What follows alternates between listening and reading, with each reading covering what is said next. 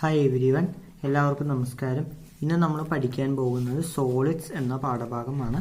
9ാം ക്ലാസ്സിൽ പഠിച്ച പ്രിസംസ് എന്നതിൻ്റെ ബാക്കി പോലെയാണ്. ഓക്കെ, ഒരു കണ്ടിന്യൂവേഷൻ തന്നെയാണ് ഈ പാഠഭാഗം. അതിൽ മെയിൻലി നമ്മൾ കഴിഞ്ഞതിൽ പ്രിസംസിനെ പറ്റി മാത്രമേ പഠിക്കുന്നുള്ളൂ. ബട്ട് ഇവിടെ സോളിഡ് ഫിഗേഴ്സ് ആയിട്ടുള്ള സിലിണ്ടർ, കോണ്, പിരമിഡ് അങ്ങനത്തെ സംഭവങ്ങളൊക്കെ ആയിരിക്കും ഡിസ്കസ് ചെയ്യുക. അപ്പോൾ നമുക്ക് വീഡിയോയിലേക്ക് കിടക്കാം. അപ്പോൾ ആദ്യം നമ്മൾ പരിചയപ്പെടാൻ പോകുന്ന ഒരു ഫിഗറാണ് സ്ക്വയർ പിരമിഡ്. ഓക്കെ, പിരമിഡ് എന്ന വാക്ക് നമുക്ക് എല്ലാവർക്കും പരിചയമാണ്. ഓക്കെ, അപ്പോൾ പിരമിഡ് തന്നെയാണ് ഈ പിരമിഡും. ഓക്കെ, ഇതിൻ്റെ അടിഭാഗം സ്ക്വയർ ആയിരിക്കും. ഓക്കെ, കഴിഞ്ഞ വീഡിയോയിൽ നമ്മൾ പറഞ്ഞിട്ടില്ല, അതായത് ഒരു പ്രിസത്തിന് പേരിടുന്നത് അതിൻ്റെ ബേസ് നോക്കിയിട്ടാണ്. Square prism, rectangle prism, triangular prism, അതിൻ്റെ അടിയിൽ എന്ത് ഷേപ്പാണോ അതിനനുസരിച്ചാണ് പ്രിസത്തിന് പേരിടുന്നത്. അതുപോലെ തന്നെയാണ് സോളിഡ്സിന് അടിഭാഗം എന്താണോ അതനുസരിച്ചാണ് പേരിടുന്നത്. അപ്പോൾ സ്ക്വയർ പിരമിഡുമായിട്ട് ബന്ധപ്പെട്ട് നമുക്ക് കുറച്ച് വാക്കുകൾ പഠിക്കാനുണ്ട്. ഈ വാക്കുകൾ പഠിച്ചാൽ സ്ക്വയർ പിരമിഡിനെ നമുക്ക് കറക്റ്റായിട്ട് യൂസ് ചെയ്യാൻ പറ്റുള്ളൂ. ഫസ്റ്റ് ആണ്, സ്ക്വയർ പിരമിഡിന് അടിഭാഗം സ്ക്വയർ ആയിരിക്കും. സ്ക്വയറിന്റെ സൈഡാണ് ബേസ് എഡ്ജ്, നമ്മൾ എ എന്ന് പറയും പൊതുവെ. ഓക്കെ, പിന്നെ വരുന്നതാണ്, അപ്പോൾ അതിന് ചുറ്റും ഐസോസ്ലെസ് ട്രയാങ്കിൾസ് 4 എണ്ണം ഉണ്ടാവും. ഐസോസ്ലെസ്, 2 സൈഡ് ഈക്വൽ ആയിരിക്കണം. ഓക്കെ, അപ്പോൾ അതുണ്ട്. അപ്പോൾ ഈ ഹൈറ്റിനാണ് നമ്മൾ ലാറ്ററൽ ഹൈറ്റ് എന്ന് പറഞ്ഞാൽ സ്ലാൻഡ് ഹൈറ്റ് എന്നൊക്കെ പറയും. ഓക്കെ, കാര്യം അത് ചരിഞ്ഞ ഹൈറ്റാണ് ഈ ഹൈറ്റ് കേട്ടോ. ഇത് ലാറ്ററൽ എഡ്ജാണ്, ഇതാണ് ലാറ്ററൽ ഹൈറ്റ് വന്നിട്ട്. ഇനി ഇതെല്ലാം കൂടി കൂട്ടിച്ചേർത്തു. ഓക്കെ, 4 ഇതും കൂടി കൂട്ടിച്ചേർക്കുമ്പോൾ നമുക്കൊരു ടോപ്പ് മോസ്റ്റ് പോയിന്റ് കിട്ടും. അത് നമ്മൾ അപ്പെക്സ് എന്ന് പറയും, ശീർഷം. അവിടെ നിന്ന് താഴേക്ക് വരയ്ക്കുന്ന പെർപെൻഡിക്കുലർ ഹൈറ്റ്. ഓക്കെ, ആ പെർപെൻഡിക്കുലർ ഹൈറ്റ് ഇങ്ങനെ ക്രോസ് ചെയ്ത് വരയ്ക്കുമ്പോൾ ഇവിടെയൊക്കെ ആയിരിക്കും ആ ഹൈറ്റ് വന്ന് മുട്ടുക. ഓക്കെ, അതായത് ഈ മിഡ് പോയിന്റിൽ നിന്ന് ഒരു 90 ഡിഗ്രി മുകളിലോട്ട് എടുത്താൽ അത് അപ്പെക്സിൽ ചെന്ന് കൂട്ടിമുട്ടും. അതാണ് പിരമിഡിന്റെ മെയിൻ ഹൈറ്റ് എന്ന് പറഞ്ഞിട്ട്. പിന്നെ ഈ മൂലകളൊക്കെ ഉണ്ടാകുമല്ലോ, ഇതൊക്കെയാണ് ഒരു വെർട്ടെക്സ് എന്ന് പറയും. ഓക്കെ, മൂലകൾ. അപ്പം അതൊക്കെയാണ്. ഈ ലാറ്ററൽ എഡ്ജിന് നമ്മൾ ഇ എന്നാണ് കൊടുക്കുക. ഓക്കെ, എഡ്ജ്, ലാറ്ററൽ എഡ്ജ് എന്നുള്ള രീതിയിൽ ഇ. അപ്പം ഇത്രയുമാണ് നമുക്ക് പിരമിഡിൽ വരുന്നത്. ഓക്കെ, പിന്നെ അടിഭാഗം ബേസ് ആണ് നമുക്കറിയാം. ഈ ട്രയാങ്കിൾസിന് പറയുന്ന പേരാണ് ഫേസസ്, ലാറ്ററൽ ഫേസസ് എന്നൊക്കെ പറയും. ഓക്കെ, അപ്പോൾ ഇതൊക്കെയാണ് ഫീച്ചേഴ്സ് വന്നിട്ട്. ഒരു പിരമിഡിന് ഒരു അപ്പെക്സ് ഉണ്ടാകും, ഒരു പോളിഗൺ ആയിരിക്കും അതിന്റെ ബേസ് ആയിട്ട് ഉണ്ടായിരിക്കും. നമുക്കിവിടെ സ്ക്വയർ ആണ് കൺസിഡർ ചെയ്യുന്നത്. പിന്നെ ചുറ്റും ഐസോസ്ലെസ് ട്രയാങ്കിൾസ് വേണം. ഓക്കെ, ഇനി ഇതിന്റെ ഇക്വേഷൻസിലേക്ക് പോകാം. അപ്പോൾ ഒരു പിരമിഡിനെ സംബന്ധിച്ച് അതിന്റെ ബേസ് ഏരിയ എന്ന് പറയുന്നത് സൈഡിന്റെ സ്ക്വയർ ആയിരിക്കും, A square. Lateral surface area എന്ന് പറയുന്നത് ഒരു ട്രയാങ്കിളിന്റെ area half into base A ആയിരിക്കും. ഹൈറ്റ് ലാറ്ററൽ ഹൈറ്റ് ആണ്. ഓക്കെ, അപ്പോൾ ഒരു ട്രയാങ്കിളിന്റെ കിട്ടി, അങ്ങനെ 4 എണ്ണം. ഓക്കെ, അപ്പോൾ നമുക്ക് 2AL എന്ന് കിട്ടും. അതാണ് lateral surface area. Total surface area കിട്ടാൻ വേണ്ടി എ സ്ക്വയർ പ്ലസ് 2AL ചെയ്താലും മതി. ഇതിന്റെ വോളിയം വന്നിട്ട് 1/3 എ സ്ക്വയർ എച്ച്, സൈഡിന്റെ സ്ക്വയർ ഇൻറ്റു ഹൈറ്റ് ചെയ്തിട്ട് ഡിവൈഡഡ് ബൈ 3 ചെയ്യുക. അതായത് നമ്മളൊരു പ്രിസം എടുത്തു, ആ പ്രിസത്തിന്റെ അതിന്റെ വോളിയത്തിന്റെ 1/3 ഇതിന്റെ വോളിയം വന്നിട്ട്. ഓക്കെ, ഇനി ഇതിൽ പൈതഗോറസ് തിയറം നമ്മൾ അപ്ലൈ ചെയ്യുന്നു. പൈതഗോറസ് തിയറം അപ്ലൈ ചെയ്യുമ്പോൾ നമുക്കറിയാം ഹൈറ്റും ബേസിന്റെ പകുതി. ഓക്കെ, നമുക്ക് ഇവിടെ വരച്ചിട്ട് എടുക്കാം.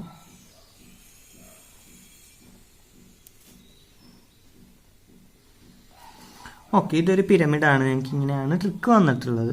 ഓക്കെ, അപ്പോൾ ഈ ഹൈറ്റും എന്റെ പകുതി, അതായത് A/2 അതിന്റെ സ്ക്വയറും കൂട്ടിയാൽ ലാറ്ററൽ ഹൈറ്റിന്റെ സ്ക്വയർ കിട്ടില്ല. ഓക്കെ, 90 ഡിഗ്രിയാണ്. അപ്പോൾ അവിടെ പൈതഗോറസ് തിയറം അപ്ലൈ ചെയ്യാം. അപ്പോൾ ലാറ്ററൽ ഹൈറ്റിന്റെ സ്ക്വയർ ഈക്വൽ ടു മെയിൻ ഹൈറ്റിന്റെ square plus A/2 whole square. ഇതൊരു ഫസ്റ്റ് തിയറമാണ്. ഇനി വരുന്നത് ഈ ട്രയാങ്കിളിന്റെ കേസ് എടുക്കുക. ഓക്കെ, ഇത് A/2, ഇത് ലാറ്ററൽ ഹൈറ്റ്, ഇത് എഡ്ജ്. ഓക്കെ, അപ്പം അങ്ങനെ വന്നിട്ട് ഒരു സംഭവമുണ്ട്. സോറി, ഇത് ലാറ്ററൽ ഹൈറ്റ്, ഇത് എഡ്ജ്. ഓക്കെ, അപ്പം നമുക്ക് എഴുതാം A/2 whole square plus L square equal to E square. അതൊരിത് പറയാം. പിന്നെ നമുക്ക് വരുന്നത് D/2, അതായത് ഡയഗണലിന്റെ പകുതി. അതും ഈ മെയിൻ ഹൈറ്റും കൂടി കൂട്ടുന്ന സമയം നമുക്ക് എഡ്ജിന്റെ സ്ക്വയർ കിട്ടും. നമുക്ക് E square equal to h² plus d/2 whole square എന്ന് എഴുതാം.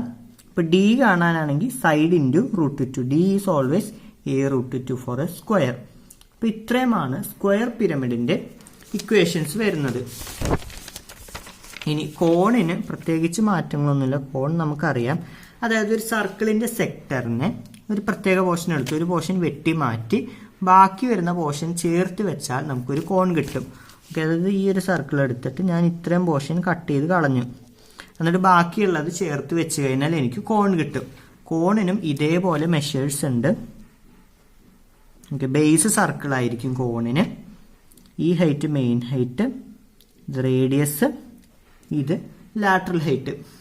ഓക്കെ, ഒക്കെയാണ് ഇവിടത്തെ വരുന്നത്. അപ്പോൾ ഇവിടെ നമുക്ക് പൈതോറസ് ആദ്യമേ അപ്ലൈ ചെയ്യാം. r² plus h² equal to l². Okay, അങ്ങനെ ഒരു നമുക്ക് അപ്ലൈ ചെയ്യാം. ഇനി മുറിക്കുന്ന സമയത്ത് ഇതിൻ്റെ റേഡിയസ് കുഞ്ഞാറ്, കോൺ മുറിച്ചുണ്ടാക്കുന്ന റേഡിയസ് സ്മോൾ r ആണെങ്കിൽ അത് മുറിക്കാൻ ഉപയോഗിച്ച വലിയ സർക്കിളിൻ്റെ റേഡിയസ് ആണ് ക്യാപിറ്റൽ R.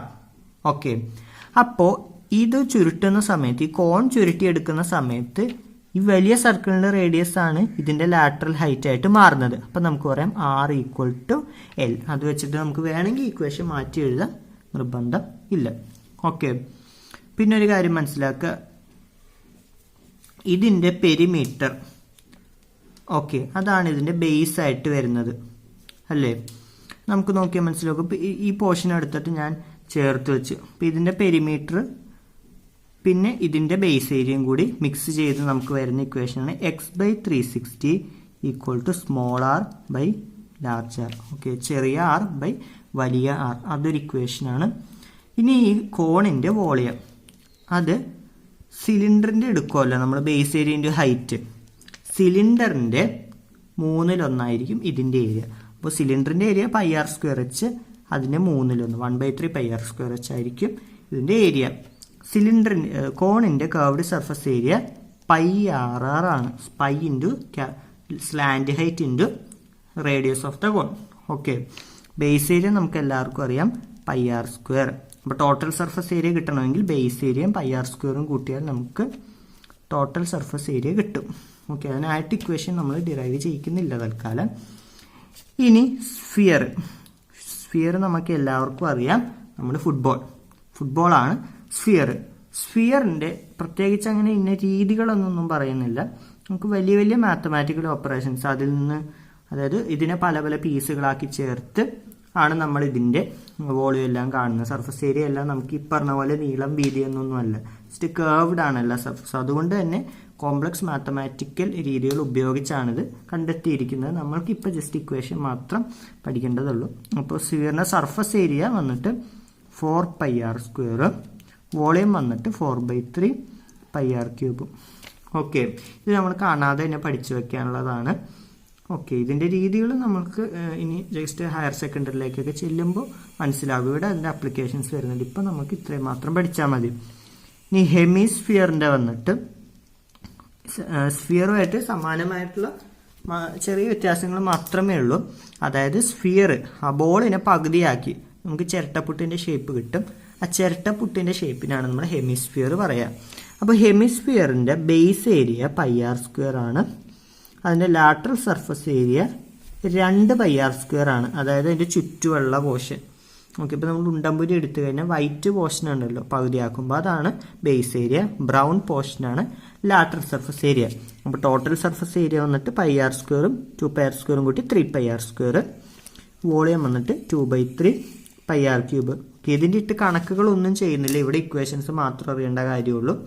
ഇതിലേക്ക് വിലയിട്ടിട്ട് ചെയ്യാനുള്ളതാണ്. നമുക്ക് ഇപ്പോൾ ചോദ്യം വരും, അപ്പോൾ ചോദ്യത്തിൽ എന്തെല്ലാം തന്നിട്ടുണ്ട് അത് എഴുതുക, അത് വെച്ചിട്ട് ഇക്വേഷൻ ഏതാ വേണ്ടത് നോക്കുക, അതിട്ടിട്ട് കണക്ക് ചെയ്യുക. അതാണ് നമുക്ക് ഈ ഭാഗത്തു നിന്ന് വരുന്നത്. ഇവിടെ നിന്ന് നിങ്ങൾക്ക് ഇക്വേഷൻസിൻ്റെ മാത്രം ആവശ്യമാണ് വരുന്നത്. കൂടുതൽ പ്രാക്ടീസ് ക്വസ്റ്റ്യൻസ് ചെയ്യുന്നത് വഴി നിങ്ങൾക്ക് ഇതിൽ ആക്യുറേറ്റ് ആവാൻ പറ്റും.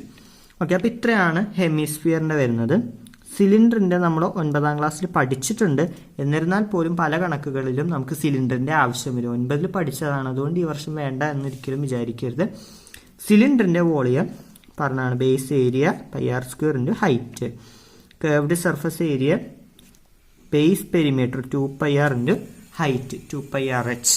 അതാണ് സിലിണ്ടറിൻ്റെ വന്നിട്ട്. ഓക്കെ, അപ്പോൾ നമ്മൾ 4 ഫിഗേഴ്സാണ് പഠിച്ചത്. Square pyramid, cone, sphere, hemisphere and 9th പഠിച്ച സിലിണ്ടർ. അങ്ങനെ 5 എണ്ണം വരുന്നുണ്ട്. ഈ 5 എണ്ണത്തിൻ്റെയും ഇക്വേഷൻസ് എല്ലാം കാണാതെ പഠിച്ചു വെക്കുക. വേണ്ട സമയങ്ങളിൽ ഏതാണ് വേണ്ടതെന്ന് വെച്ചാൽ അപ്ലൈ ചെയ്ത് കണക്ക് ചെയ്യുക എന്നുള്ളതാണ് നമുക്ക് ഈ പാഠഭാഗത്ത് നിന്ന് സ്കോർ ചെയ്യാനുള്ളത്. വളരെ ഇൻട്രസ്റ്റിംഗ് ആണ് ഈ ചാപ്റ്റർ. ശരിക്കും ഇതിൻ്റെ ഒരു 3D ഒക്കെ എടുത്ത് പഠിക്കുമ്പോൾ നല്ല ഇൻട്രസ്റ്റിംഗ് ആണ്. നമുക്ക് ഡെയിലി ലൈഫിൽ തന്നെ പല സന്ദർഭങ്ങളിലും ഇത് കാണാൻ പറ്റും. കോൺ ആണെങ്കിൽ കോൺ ഐസ്ക്രീം, അങ്ങനെ വേണം. സ്ഫിയർ ഇപ്പോൾ ലഡ്ഡു, അങ്ങനെ ഉണ്ടമ്പൊരി, ബോള്, അങ്ങനെ പല ഇതിൽ നമുക്ക് കാണാൻ പറ്റും. ഹെമിസ്ഫിയറും ഓൾമോസ്റ്റ് പുട്ടൊക്കെ ഉണ്ടാക്കുമ്പോൾ അങ്ങനെ കാണാൻ പറ്റും. സിലിണ്ടർ ഇപ്പോൾ നമുക്ക് പ്രിങ്കിൾസിൻ്റെ കുപ്പി, ഓക്കെ, അങ്ങനെ പല മെഴുകുതിരികളൊക്കെ സിലിണ്ടറിൽ കിട്ടും. അപ്പം അങ്ങനെ നമ്മുടെ ഡെയിലി ലൈഫുമായിട്ട് സോളിഡ്സ് റിലേറ്റഡ് ആണ്. അതിൻ്റെ ഒരു മാത്സും കൂടി പഠിക്കുമ്പോൾ ആ പാഠഭാഗം കുറച്ചുകൂടി ഒന്ന് രസകരമാകും. ഓക്കെ, അങ്ങനെയാണ് നമ്മൾ കണക്കിനെ കൂടുതൽ നമ്മൾ കണക്കിലേക്ക് അടുക്കുന്നതിൻ്റെ കൃത്യമായ മാത്സ് അറിയുന്തോറും നമുക്ക് അതിലേക്ക് ഇഷ്ടം വരേണ്ടതുണ്ട്. ഓക്കെ, അപ്പോൾ നിങ്ങൾക്ക് എല്ലാവർക്കും ഇഷ്ടം വരട്ടെ എന്ന് ആശംസിക്കുന്നു. ക്ലാസ് എല്ലാവർക്കും മനസ്സിലായെന്ന് കരുതുന്നു. ക്ലാസ് ഇഷ്ടമായി like, share, subscribe and comment. Thank you.